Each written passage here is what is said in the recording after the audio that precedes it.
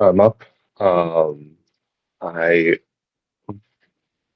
probably gonna land some things, but in the background, I was working on this, uh, uh, making connections, have user OAuth authentication, which is a long-standing sort of boring thing to implement. But here it is. So for BigQuery, Snowflake, and Databricks, you can switch this and get these. Still, this is not released. Somewhat unstyled buttons. Where you go through authenticate. We have got to fix our Omni.co BigQuery organization because I don't know what that means, but that is our Omni.co BigQuery organization. Uh, Now I'm authenticated, and in Snowflake. Oh, whoops. I meant to delete my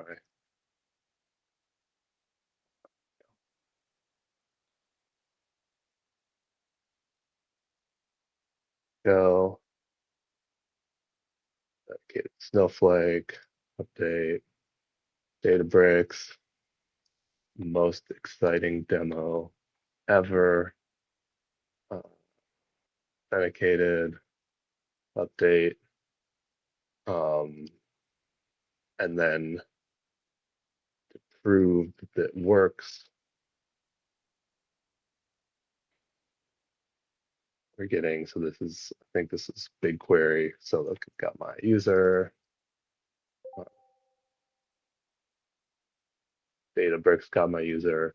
Over in Snowflake, my user was already Steven at omni.co. So you have to trust me, this is my OAuth user. And one way to verify is that I messed up my OAuth permissions so that if I try to run a query that I usually can run, it doesn't work for some reason. So that's some database OAuth configuration. Exciting, but just shows that I'm running as a different user. And then if I delete my OAuth, just like go to the database and delete it.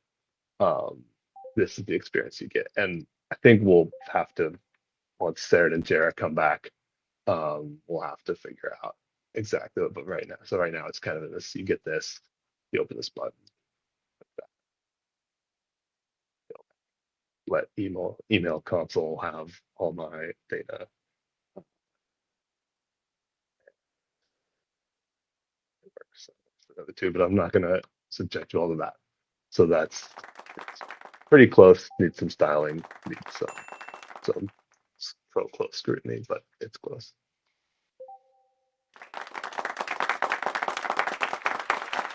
Great, Stephen, for that. How is the plan to just allow one person to OAuth in for a connection, or like Sorry, no, I if you have? should have made that way more clear. No, so it's per user, and you have a, but you do have a, yeah. So the way it's going to work, it's per user, but you still need a service account. So Yeah. like BigQuery, you still need, what the heck? You still need a service account. Snowflake, you need a user service account. Databricks, you still need to set up your OAuth M2M as like a service account so that it can fetch the schema. And that has these implications, right? Like the schema model will be what this service account can see.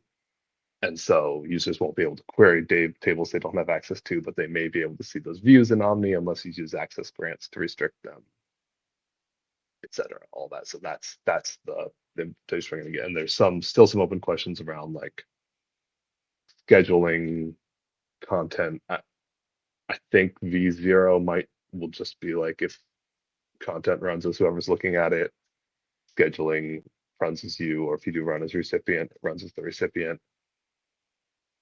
But some details to work out there, especially around like what if they're not logged in. Got it. Thanks. Um, I know there's like tokens attached to these also. Do we know how long the like tokens last for the users? So I mean, auth tokens very short lifespan. Refresh tokens, when you configure it, you can select a max lifespan. I'm slightly worried about Databricks, unless I was misreading it. I'm pretty sure when I set it up, the max refresh token lifespan I think was 129,000 and something. which is not very many seconds. Snowflake, it was like ridiculously long. So that would be one thing we'll have to keep an eye on, but I might have been misreading it. But like essentially, yeah, the refresh token is what will keep it going. Yep. So yeah, Which dialects are supported? Snowflake, Databricks, BigQuery. That's awesome. Is this I assume there's, oh, sorry.